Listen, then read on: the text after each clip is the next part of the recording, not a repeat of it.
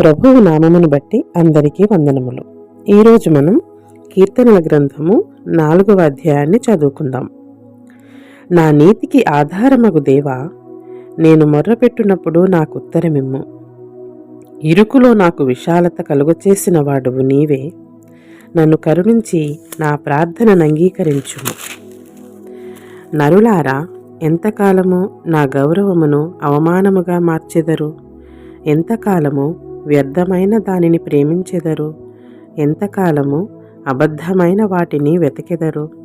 యెహోవా తన భక్తులను తనకు ఏర్పరచుకొనుచున్నాడని తెలుసుకొనుడి. నేను యెహోవాకు మొర్రపెట్టగా ఆయన ఆలకించును. భయము నుండి పాపము చేయకుడి. మీరు పడకల మీద ఉండగా మీ హృదయములలో ధ్యానము చేసుకొని ఊరకుండుడి. నీతియుక్తమైన బలులు అర్పించుచు యెహోవాను నమ్ముకొనుడి. మాకు మేలు చూపువాడెవడని పలుకువారనేకులు. యెహోవా, నీ సన్నిధి కాంతి మా మీద ప్రకాశింపచేయుము.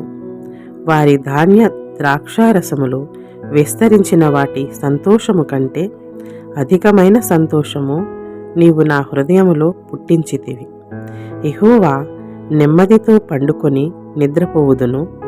నేను ఒంటరిగా నుండినను నీవే నన్ను సురక్షితముగా నివసింపచేయుదువు. ఆమేన్.